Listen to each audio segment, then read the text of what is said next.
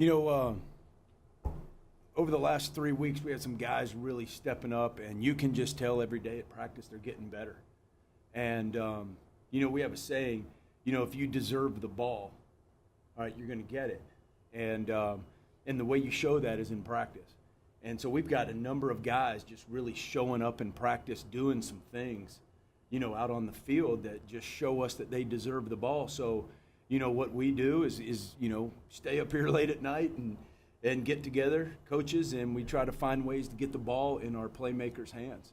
And I think Billy Napier, Coach Graham, all of us did a really good job last week of coming up with a game plan where we're getting the ball in guys' hands that deserve it.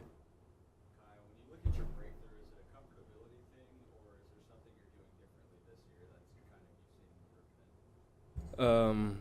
I think definitely comfortability is a factor, you know, being last year, being a freshman, and just kind of learning the ropes. This year I'm more comfortable, but more than anything, it's probably just honestly the coaching. I know it sounds weird right there, but honestly, like the techniques and stuff that we like learn. And you know, me, I was a slot last year, and you know, this last game I started outside, but you know, it's really cool just to see the different tools out of my toolbox to kind of, you know, get open, and just the different techniques and the coaching and the game plan that they kind of work around, you know, our ability, you know, and our attributes that can help the team. So, you know, it's comfortability, but it's also game planning and just a lot of coaching that's going into, you know, spring, summer, and, you know, fall camp. The mood is, you know, I think is great. You know, obviously we're, you know, going through some adversity right now, and, you know, we had, you know, 2 losses, but, you know, like we said today, we're 0-0 in conference play, and, you know, we have a fresh start now, and the mood is happy. The mood is, we're ready to get to work, and, you know, no matter what else happens outside the locker room, we know we have each other. You know, it's a tight circle, a tight-knit circle with the coaches and the staff and all that stuff. So, you know, we just, you know, kind of stay to ourselves, and, you know, we just prepare, you know, on our own and just be positive. Offensively, you know, obviously a lot of firepower.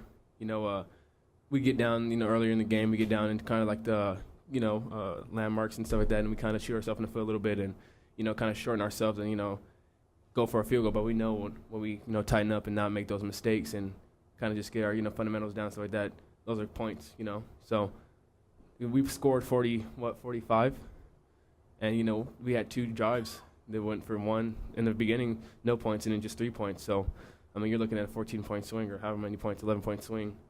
You know, they could have been potentially early in the game just because we just correct small mistakes. Coach, for you, particularly, how this said it, the firepower with your receiving core, is that we see when the passing game increases, we see this tempo change, and we see kind of the energy on the field increase. What's your takeaway from that? There's so many weapons in your toolbox. Yeah, there's no question when guys start to make plays that they feed off of each other. That's a great point. The sideline was electric the whole game. Every time Kyle would not even just make a catch, but make that big hit, that block that he made, if you guys saw that. I mean, that really fired everybody up. They're a close-knit group, especially us in the wide receiver group, and they cheer for each other. Yeah, it's really good to see. Kyle, Manny hasn't thrown an interception yet this season. What has he done to be, you know, so productive? Anything that you've seen from him in particular? You know, just last year, Manny's a lot more mature, and he's really, even more from last year, stepped up as a leadership role, and I think he really takes pride in his job. And he's done a great job this, you know, camp and early this season, taking care of the ball and making sure that, you know, he doesn't put our receivers in jeopardy, you know, in tough situations to kind of come back and, you know, make those kind of catches that are, you know, kind of put us in conflict. But he's just been doing a great job taking care of the ball in the passing game, and, you know, just hope he keeps going on, and we'll keep running our better routes and stuff. Coach, you talked about that block that Kyle Williams threw in the game, but just the run blocking for the running game. The running game also had the best outing. Talk about wide receivers' role in the running game.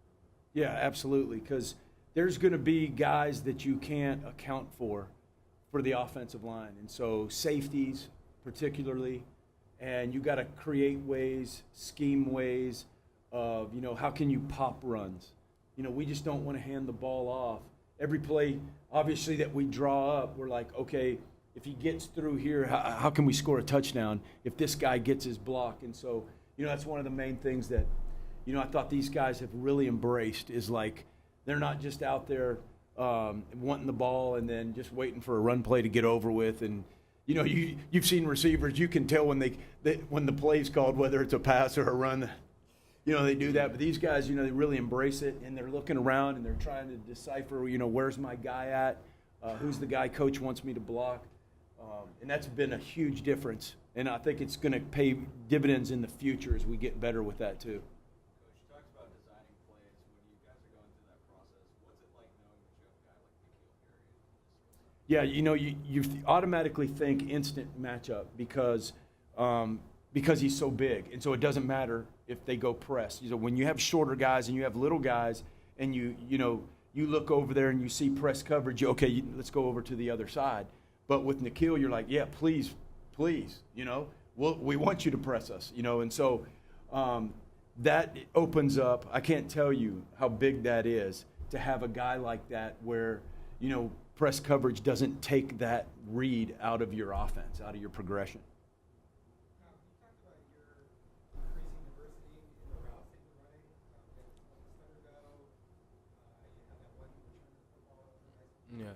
What's that been like getting do all that? It's been fun, definitely just kind of learning all the ropes of, wide receiver, kind of just expanding my, my toolbox, just running different routes. So it's, definitely cool, and I'm looking forward to running more routes like that, going deep and stuff like that. And just because, do slot, we do a lot of intermediate stuff, but really get to stretch the field outside. So it's nice running those kind of routes and kind of having a gauge. Man, a lot. Going back to spring. Yeah, going back to spring, I got hurt my shoulder a little bit, so it kind of staggered me a little bit. But still, I just feel like going into this camp, I was ready to prove something, not only to myself but to my team, and really just make a point and we'll go get this done. Yeah. Can I just say this? I've been coaching receivers for a long time, over 20 years. What this kid did, playing slot and going through spring, going through fall camp, then all of a sudden moving outside in 2 days and playing outside receiver in a big-time Division I-A football game, that's pretty incredible. I don't know how people know how hard that is. It's a complete different it's a different position. Everything is different, and what he did the other night is pretty spectacular. And that's why he's able to do it. That's a great point. I don't know if you guys know this. This guy's going to be a surgeon one day. Yeah. That's true. Pretty awesome. Yeah. But yeah, just the ability, just understanding all the different things. His ability for me to just talk about something and not even have to demonstrate, and then him go out and physically do it. It's really amazing. It's really special.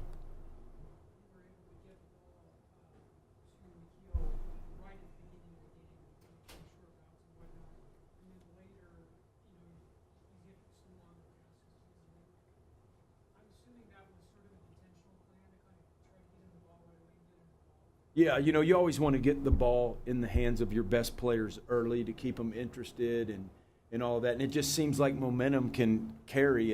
And if you don't get it to them early, it just looks up and then all of a sudden, man, it's late in the second quarter and you hadn't caught a ball. And so you just try to go ahead and get those guys involved early, which I think we did a pretty good job of.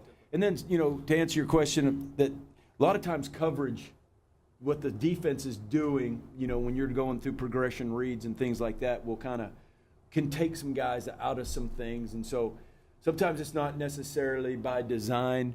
You see guys catch shorter balls or deeper balls. It may have something to do with what the defense is doing according to their coverage. They're going to press us up. They're going to man. They're going to challenge you. Not afraid. They're going to make you operate the entire game. They get beat deep. They're not going to care. They're going to come right back and press you up again. And that's a great challenge. I like that. And it's going to be a lot of fun. Yes, he did.